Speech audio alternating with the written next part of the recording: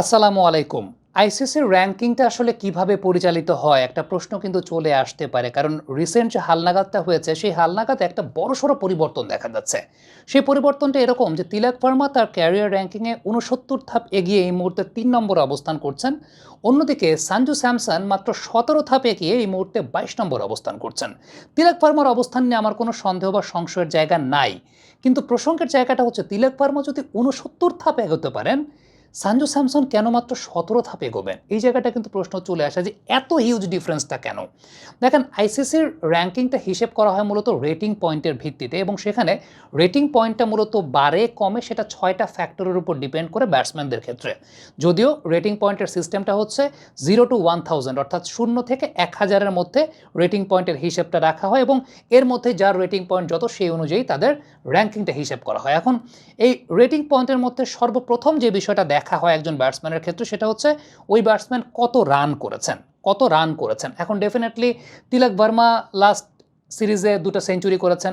Sanju স্যামসনও last সিরিজে ২টা century করেছেন। ইভেন সঞ্জু স্যামসন লাস্ট সিরিজের আগে বাংলাদেশের সঙ্গে সিরিজে আরও একটা সেঞ্চুরি করেছেন। সো সাম্প্রতিক সময় তার ফর্মটা কিন্তু বেটার। তবে আরও একটা ফ্যাক্টর রয়েছে এই জায়গাটাতে ২ নম্বর যে ফ্যাক্টরটা সেটা হচ্ছে আউট নাকি নট আউট। সঞ্জু স্যামসন যেই ৩টা সেঞ্চুরি করেছেন এই ৩টা সেঞ্চুরির মধ্যে একটা সেঞ্চুরিতে তিনি নট আউট ছিলেন। তিলক ভার্মার ২টা সেঞ্চুরির ২টা সেঞ্চুরিতেই তিনি নট আউট ছিলেন। সো নট আউট থাকলে একটা extra bit of bonus rating একজন ব্যাটসম্যান পেয়ে যান, যেটা তিলক ভার্মা পেয়েছেন।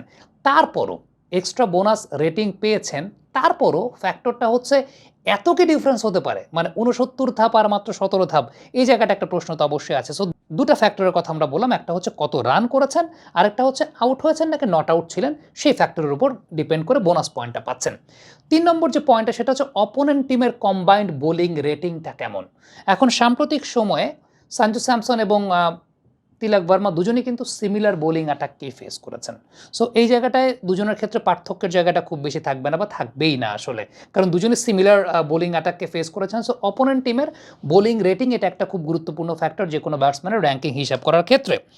দেন রান স্কোরের ক্ষেত্রে কয়েকটা ফ্যাক্টর আছে। সেটা হচ্ছে যদি দ্বিতীয় ইনিংসে কেউ ভালো পারফর্ম করে বা দ্বিতীয় ইনিংসে চেস করার সময় কেউ রান করছে বা বেটার রান করছে, এটা যেমন একটা এক্সট্রা বিট অফ অ্যাডভান্টেজ দেয়, ঠিক তেমনিভাবে দলের কত পার্সেন্ট রান ওই ব্যাটসম্যানটা করছে। যদি দেখা যায় যে কোনো একটা দলে ওই ব্যাটসম্যানটাই দলের মেজরিটি নাম্বার অফ রানস করেছে, সে এক্সট্রা বোনাস পয়েন্ট পাবে। হ্যাঁ, তিলক ভার্মা যে প্রথম সেঞ্চুরিটা করেছেন সেই প্রথম সেঞ্চুরিটাতে তিনি one kind of lone warrior ছিলেন। আর একটা হাফ সেঞ্চুরি ছিল, কিন্তু তিনি one kind of lone warrior ছিলেন। দলের 50% রান তার অনেক বেশি ছিল এবং এই জায়গাটাতে তিনি একটা বোনাস পয়েন্ট তো অবশ্যই পাবেন যে তিনি ওই জায়গাটা দলের মেজরিটি নাম্বার অফ রানস তিনি করেছেন। ক্রাইসিসে কে কত ভালো ব্যাটিং করছে সেটাও একটা ফ্যাক্টর ক্রিয়েট করে যে ক্রাইসিসে কার রান সংখ্যাটা কত বা কে ক্রাইসিসটাতে কীভাবে হ্যান্ডেল করছে। সো এই জায়গাটা তো আমার কাছে মনে হয় যে তিলক ভার্মা তো এগিয়ে থাকবেন কিছুটা হলেও, কিন্তু র‍্যাংকিং বা রেটিংয়ের এত ডিফারেন্স হওয়ার আসলে কথা না। Then level of run scoring in a match, এখন ওই ম্যাচটা হাই স্কোরিং নাকি লো স্কোরিং সেটার উপর কিন্তু অনেক কিছু ডিপেন্ড করে। যেমন একটা লো স্কোরিং ম্যাচে আপনি একটা 50 করলেন, সেটার যেমন আপনি বোনাস পয়েন্ট যত পাবেন, একটা হাই স্কোরিং ম্যাচে 50 করলে আপনি সেই অনুযায়ী বোনাস পয়েন্ট পাবেন না। তো এটাও একটা ফ্যাক্টর। কিন্তু ইন্ডিয়া সাউথ আফ্রিকা এই সিরিজটা যেটা হয়েছে, মোটামুটি সবগুলো ম্যাচই হাই স্কোরিং হয়েছে। সুতরাং এই জায়গাটাতে আসলে খুব বেশি ডিফারেন্স ক্রিয়েট করে না। উইনিং বোনাস যখনই সেঞ্চুরি করেছেন, দুজনই সেঞ্চুরি করেছেন, ম্যাচ জিতেছে। দুজন ইন্ডিভিজুয়ালি সেঞ্চুরি করেছেন, সেটাও ম্যাচ জিতেছে ইন্ডিয়া। সো এখানেও খুব বেশি ম্যাটার করার কিছু নাই। সো এই যে এই মোটামুটি ৬-৭টা ফ্যাক্টরের উপর ডিপেন্ড করেই আসলে রেটিংটা হিসেব করা হয়, র‍্যাংকিংটা হিসাব করা হয়। এখন এই যে রেটিং বা র‍্যাংকিংটা হিসেব করা হয়েছে, এত ডিফারেন্সটা আসলে কেন? এখানে শুভঙ্করের ফাঁকিটা আসলে কোথায়? I don't know. একমাত্র ওয়ালটন এসি দিচ্ছে ১ বছরের রিপ্লেসমেন্ট গ্যারান্টি।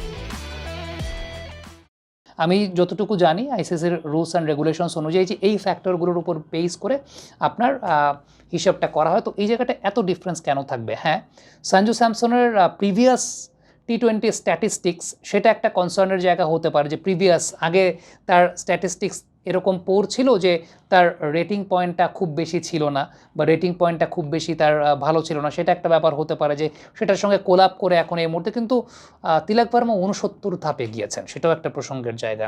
যে সিমিলার কাইন্ড অফ পারফরমেন্স করে একজন ব্যাটসম্যান যদি ৬৯ ধাপ আগান, আরেকটা ব্যাটসম্যান ১৭ ধাপ আগাবেন। হ্যাঁ, ঠিক আছে, আগের রেটিং পয়েন্ট তার আমি ধরে নিলাম যে আগের রেটিং পয়েন্ট তার কম ছিল, কিন্তু আগানোর ধাপটা তো আরও বেশি হতে পারে বা হওয়া উচিত ছিল বলে আমার কাছে মনে হয়। সো জানি না আইসিসি কখনোই এই ব্যাপার নিয়ে কোনো ক্ল্যারিফিকেশন দেয় নাই। ফিফার রুলস অ্যান্ড রেগুলেশনস যেমন আপনি একদম তাদের ওয়েবসাইটে পেয়ে যাবেন, তাদের ওয়েবসাইটে একদম স্পষ্টভাবে আছে যে কীভাবে স্বচ্ছতার মাধ্যমে তারা র্যাঙ্কিং হিসাবটা করে, রেটিং হিসাবটা করে। আইসিসির রেটিংয়ের সিস্টেমটা তো আমি আপনাকে বললাম, কিন্তু এটা আসলে কীভাবে কাজ করে এটা আমার কাছে খুব কনফিউজিং। কমেন্ট বক্সে আপনাদের কাছ থেকে মন্তব্য, মতামত জানতে চাই, আপনারা কী মনে করছেন?